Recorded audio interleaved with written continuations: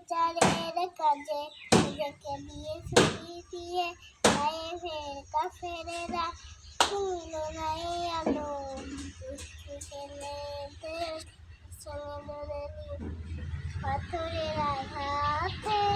ক্ষতবীর ক্ষত হয়ে সারা শরীর থেকে রক্ত ঝরে